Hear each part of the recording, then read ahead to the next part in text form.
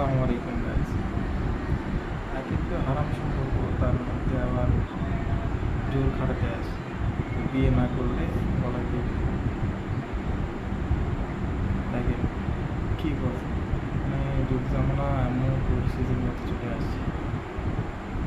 আপনারা দেখেন